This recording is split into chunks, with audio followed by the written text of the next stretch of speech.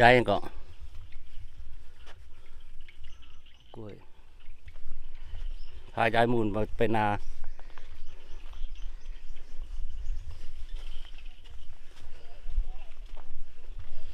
ฮะ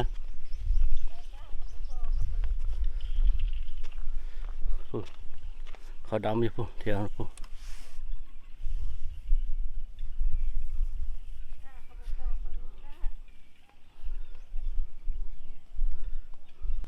ยายมูลเรียนบ้านยายสีตะวันตกบ้านลงส่ง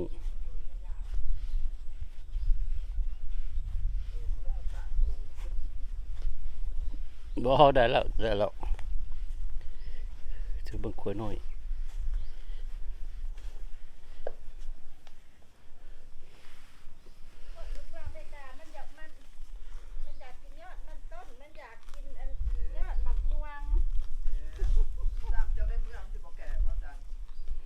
มันจะเอาเมื่อได้เนาะ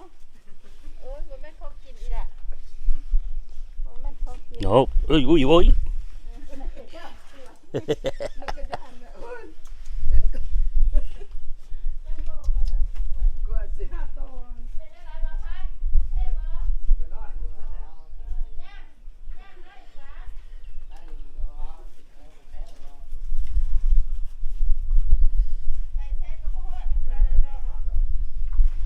มันเคยน้อยมันเคยน้อยให้จับเลยดูจับเนี่ย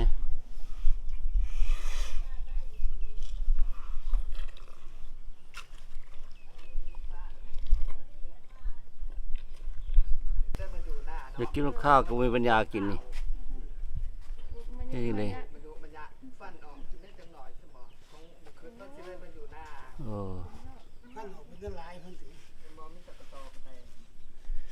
ไป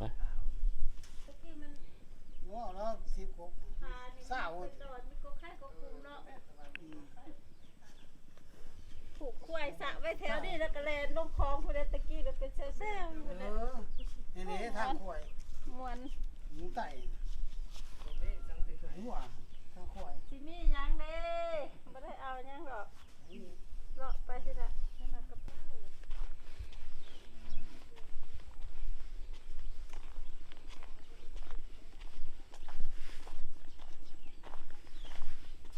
Boy, I gotta go.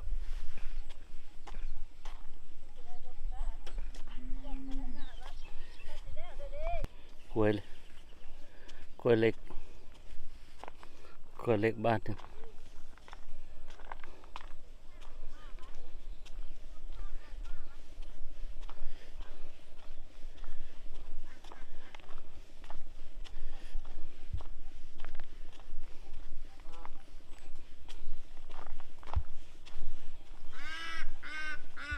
กำลังดำน้ำแถวนั้น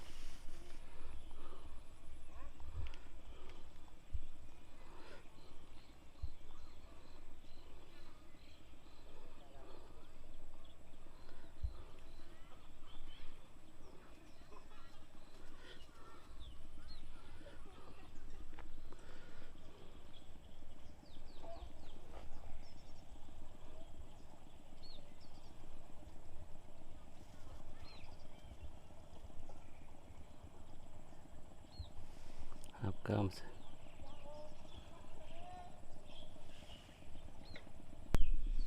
นาตัวนี้ท่องเกี่ยวบ่เกี่ยว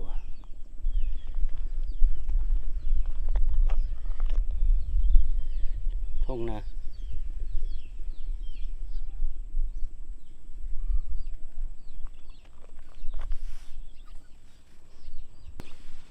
ทาง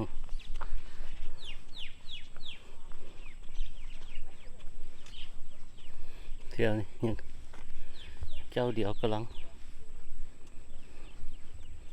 กลางทุ่งนาบ้านหลงส่ง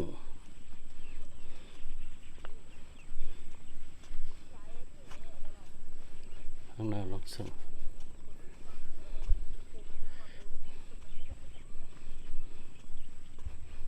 นี่เขียวละ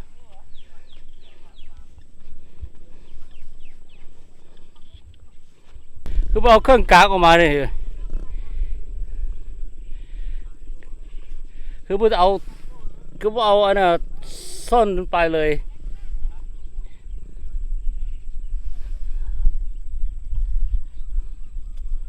โอ้ก็ฟังนั้นมันเดินดำอื่นใช่ไหม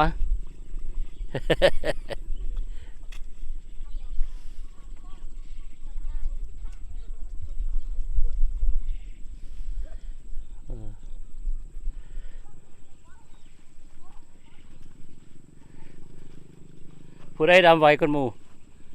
ฮะเฮ้ยอันวะ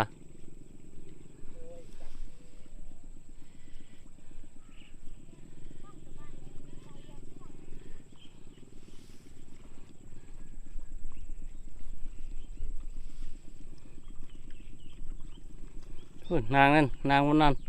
นางน้อยคนหมู่หันไวคนหมู่ได้หัน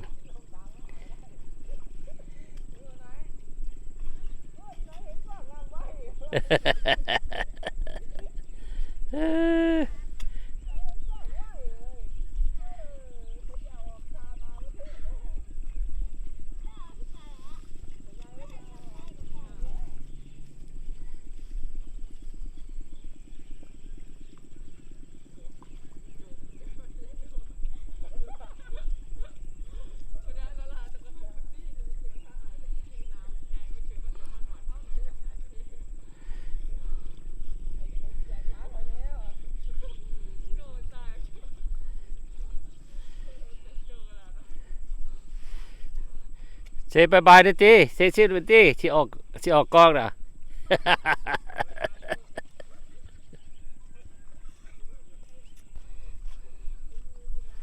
นี่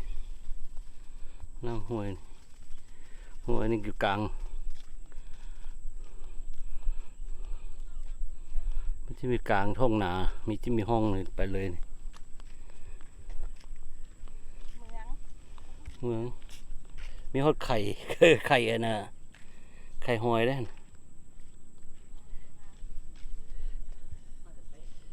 โอ้ยมาตะพุ่น ตก แดง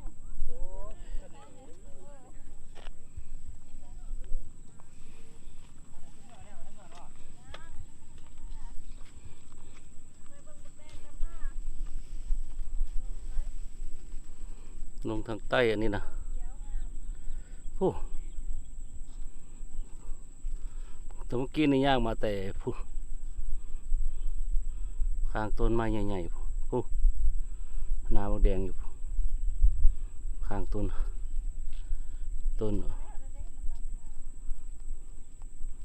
ไห้ใหญ่ต้นนะผู้ฝั่งนี้ของตะวันตกฝั่งนี้นะฝั่งนี้ตะวันตกฝั่งนี้นะ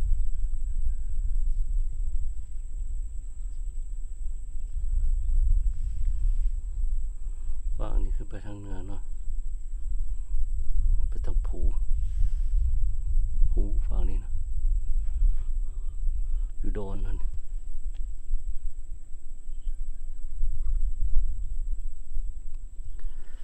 บ้านอ้อมทงนากลางเครื่องทงนา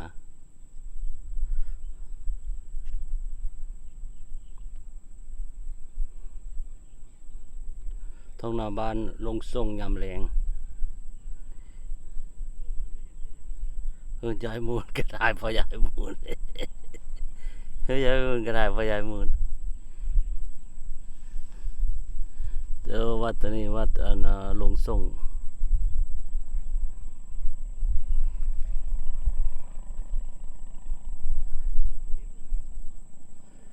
โอ้เขียวงามหลายท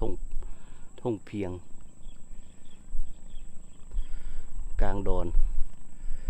ทงนากวงแท้กวงว่าอยู่ดอนนี่ดอนลงทรงนี่นะสิมีเฮือนอ้อมทงเขาแสดงว่าน้ำอ้อมน้ำของอ้อมทงเป็นดอนอยู่นี่กลางเป็นไร่นา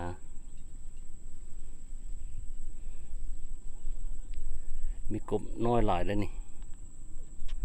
นกกลางนานี่นะสังเกตเบิ่งมันจะมีสอบขาวๆตามแจคณาอยู่แถวนี้นะเขาจะเก็บหอยกินข้าวเนี่ยนะก้านเอายามเมื่อคืนบ่แล้วเก็บเอาตามแจนาเสร็จกระสอบไว้แล้วเอา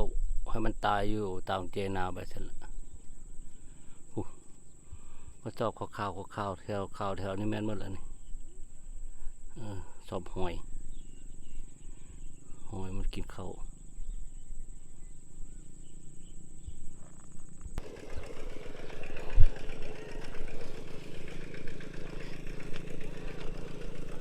คุย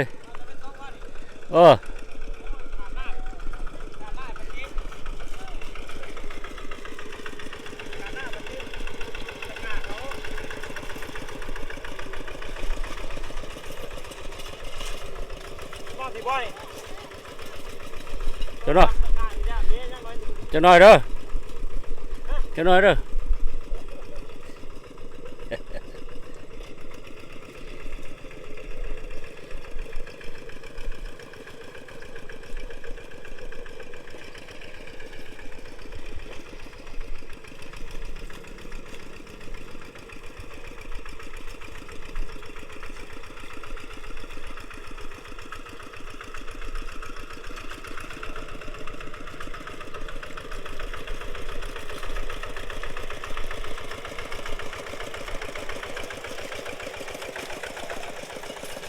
เอาซะมันนักๆไอ้ที่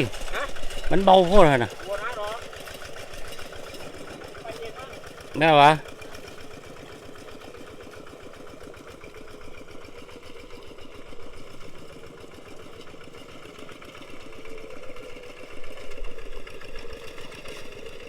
ผู้คาดก็คาดผู้ดำก็ดำเด้อ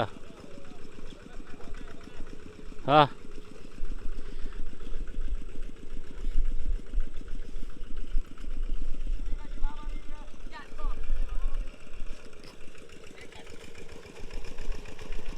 ผู้กำลังมาก็กำลังมา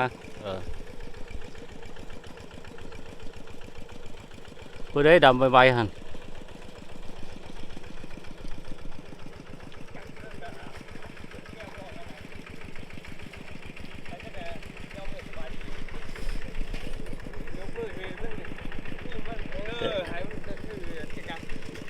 ไปลำนา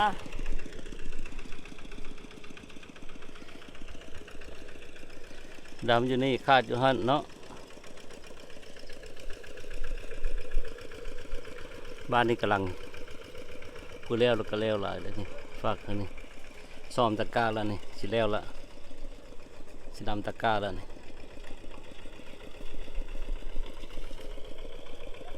พักอยู่เฮือนซาปอกอยู่เด้เฮือนหลังใหม่แล้วยังบ่แล้วพักอยู่เฮือนหลังนี่แหละ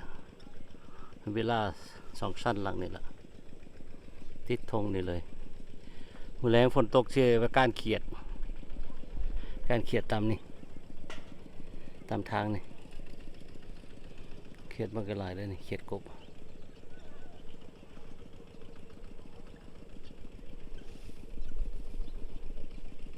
ทางโลมืดแรงมาแต่ตะเวนตกจนฮอดสิ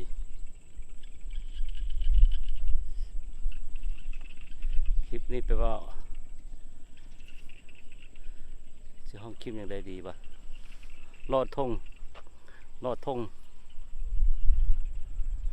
ดอนลงส่งจากตะเวนออกจนฮอดตะเวนตกเบิ่งเอาเด้อ